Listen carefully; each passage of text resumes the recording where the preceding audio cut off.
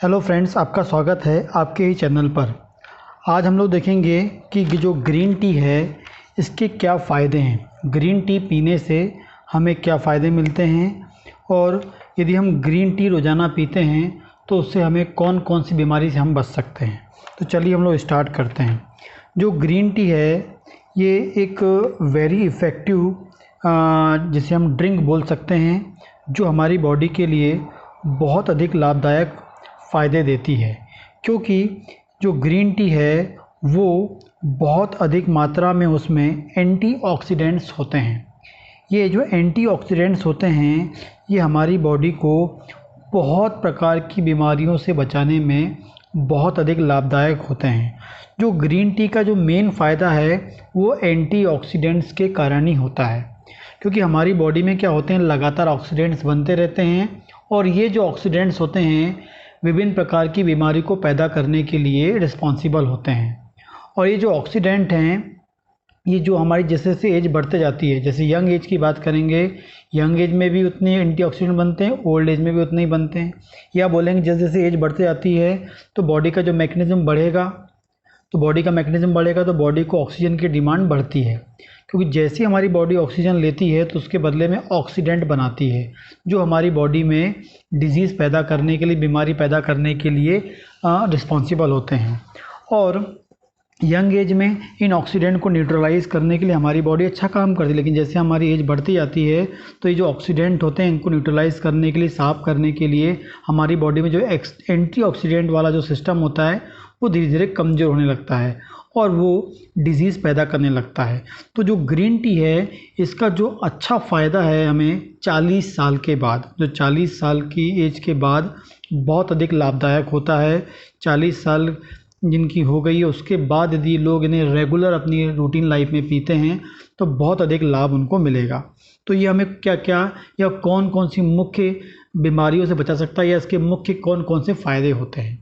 तो मैंने आपको बताया इसमें एंटीऑक्सीडेंट तो मेन होता है, वही हमें इन बीमारियों से बचाएगा।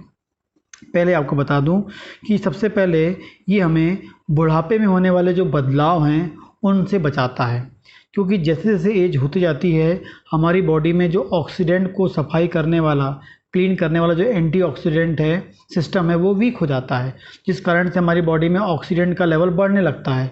और हमारी जैसे जैसे हमारी जो 50-60 साल की जो उम्र होती है उस एज में ऑक्सीडेंट का लेवल बढ़ जाता है, तो उससे जो एज के अनुसार बदलाव आते हैं, जैसे बालों का झड़ना, जैसे हमारे शरीर की स्किन जो है उसमें झुर्रियाँ आना, वो उसकी स्किन में जो टोनिसिटी होती है, तो तनाव होता है वो कम हो जाना, चेहरा डल हो जाना स्किन के कारण। इसके अलावा एज के अनुसार बहुत सारे लोग की याददाश्त कम होने लगती है। इसके अलावा कई बार उनको हार्ट की जो बीमारी है वो हो सकती है, बीपी की प्रॉब्लम हो सकती है, डायबिटीज़ वाली प्रॉब्लम हो सकती है।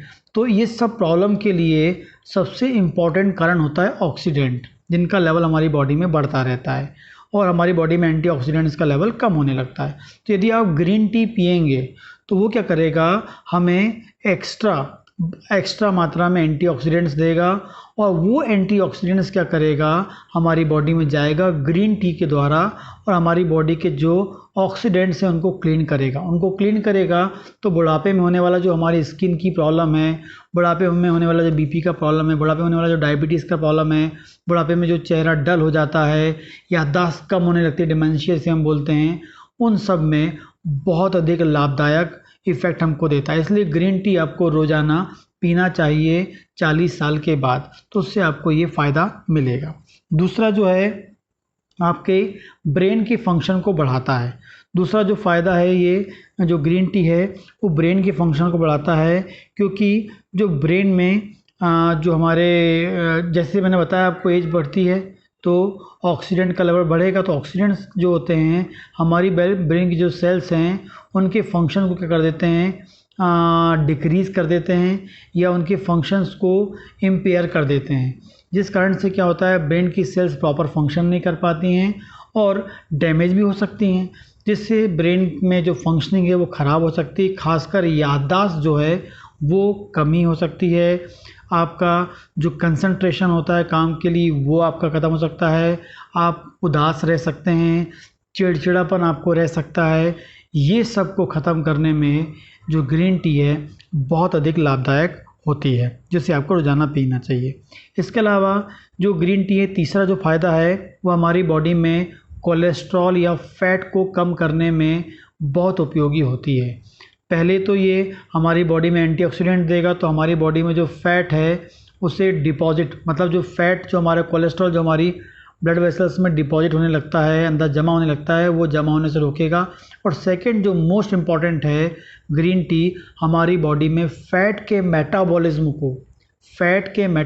को बढ़ा देता है, BMR को बढ़ा देता है, बेसल मेटाबॉलिक रेट को, मतलब मेटाबॉलिज्म को बढ़ाता है। मेटाबॉलिज्म का मतलब होता है उपयोग। यदि मैं बोलूँगा फैट का मेटाबॉलिज्म, मतलब मेरी बॉडी फैट का मेटाबॉलिज्म कर रही है, इसका मतलब फैट का उपयोग कर रही है, मतलब उसको वो उपयोग करके ख़त्म कर रही है।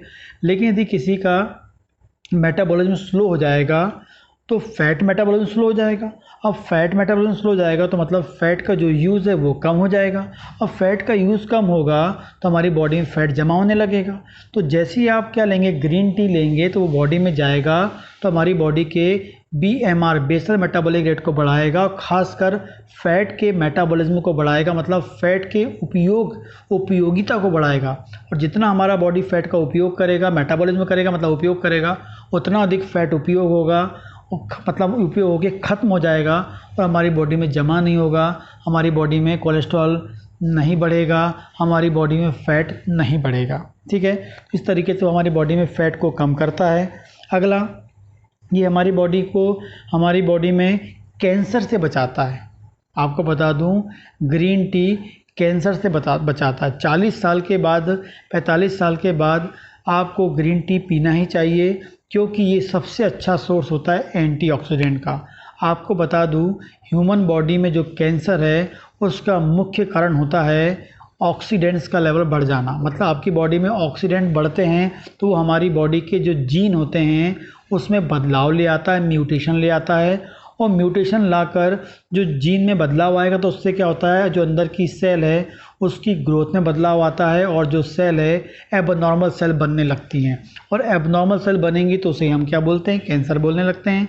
तो अब यदि हमारी बॉडी में ऑक्सीडेंट का लेवल कम होगा तो जो हमारा जीन है उसमें बदलाव नहीं आएगा, जीन में बदलाव नहीं आएगा तो एबनॉर्मल सेल नहीं बनेंगी, एबनॉर्मल सेल नहीं बनेगा तो कैंसर नहीं होगा।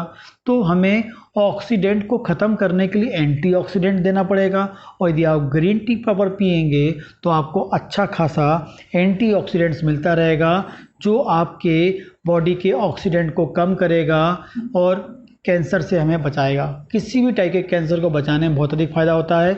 और यदि किसी को कैंसर हो गया है तो उसे फैलने से, उसे रोकने में भी ग्रीन टी बहुत हद तक फ़ायदा होती है, क्योंकि उसमें अच्छे खासे एंटीऑक्सीडेंट होते हैं। इसके बाद बात करते हैं, ये हमारी बॉडी में हार्ट डिजीज़ से, बीपी की बीमारी से हमें बचाता है, क्योंकि ये जो है हमारी बॉडी में जाता है, फैट के मेटाबॉलिज्म को क्या करता है, बढ़ा देता है, फैट के उपयोग को बढ़ा देता है। यदि आप ये लेंगे तो फैट का उपयोग बढ़ जाएगा, फैट का मेटाबॉलिज्म बढ़ जाएगा। तो फैट का मेटाबॉलिज्म बढ़ जाएगा तो जो हमारा फैट है वो ब्लड में जमा नहीं होगा तो वो हमारी ब्लड वेसल्स में, पाइप में जमा नहीं होगा तो वो हमारी बॉडी में ब्लॉकेज, हार्ट डिजीज़ पैदा नहीं होने देगा। हार्ट डिजीज़ से हमको बचा लेगा, बीपी से हमको बचा लेगा।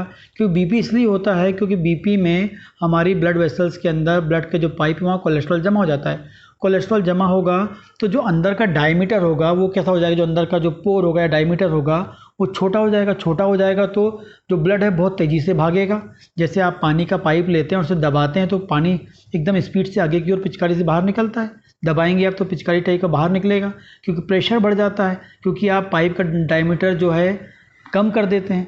तो वैसे यहाँ पर होता है, जब वो क्या करता है, कोलेस्ट्रॉल जमा करता है, कोलेस्ट्रॉल का डायमीटर नैरो हो जाता है और हमारी बॉडी में ब्लड बहुत तेज़ी से भागने लगता है और वो बीपी को बढ़ा देता है। तो बीपी को रोकने में भी और हार्ट डिजीज़ को रोकने के लिए भी, ब्लॉकेज को खासकर रोकने में बहुत अधिक लाभदायक होता है, क्योंकि फैट के मेटाबॉलिज्म को बढ़ाता है और साथ में इसमें एंटीऑक्सीडेंट्स होते ही हैं जो हमारी बॉडी में ब्लड वेसल्स को और हेल्दी रखने में हेल्प करता है।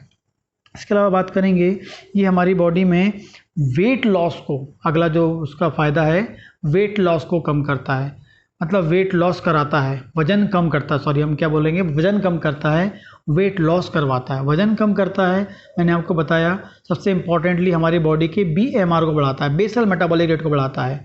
आपकी बॉडी में यदि फैट जमा हो रहा होगा तो फैट के उपयोग को बढ़ा देगा, फैट की मेटाबॉलिज्म को बढ़ाएगा तो उसकी उपयोगिता को बढ़ाएगा, हमारी बॉडी में फैट जमा नहीं होगा, जिससे हमारा मोटापा कम होगा। साथ में जो मोटापा बढ़ाने वाली जो सेल्स होती है हमारे पेट में जो चर्बी वाली जो सेल होती हैं, यदि वो एक्टिवेट हो जाएं तो वो आपको पेट में मोटापा दे सकती है। खासकर बहुत सारे लोगों को पेट में मोटापा होता है, पेट में चर्बी जमा हो जाती है, तो उस चर्बी को जमा होने से रोकती है, क्योंकि इसमें एंटीऑक्सीडेंट्स होते हैं जो फैट जमा होने या चर्बी जमा करने वाली सेल्स को हेल्दी रखती है और उसे एक्टिवेट होने से रोकती है।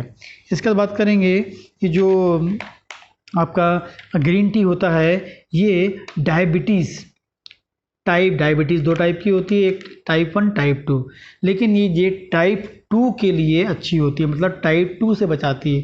टाइप 1 तो भाई आपको जन्मजात मिलती है, जन्म से ही मिल जाती है, लेकिन जो टाइप 2 होती है वो आपको 40 साल 50 साल के बाद होती है। तो ये जो ग्रीन टी है ये हमारी बॉडी में अच्छा खासा एंटीऑक्सीडेंट पहुंचाएगी, तो इंसुलिन जो पैदा करने वाली सेल्स होती हैं उनको नष्ट होने से रोकती हैं, उनके फंक्शन को अच्छे हेल्दी रखने में हेल्प करती हैं। यदि हमारी जो इंसुलिन जो बीटा सेल से निकलती हैं, यदि बीटा सेल हेल्दी होंगी तो इंसुलिन अच्छा निकलेगा। तो उन बीटा सेल को हेल्दी रखने के लिए ये जो हमारी ग्रीन टी है बहुत अधिक लाभदायक होती है, क्योंकि उसमें एंटीऑक्सीडेंट्स होते हैं। तो ये हमारी डायबिटीज़ से हमको बचाती है और साथ में इंसुलिन रेजिस्टेंस से बचाती है।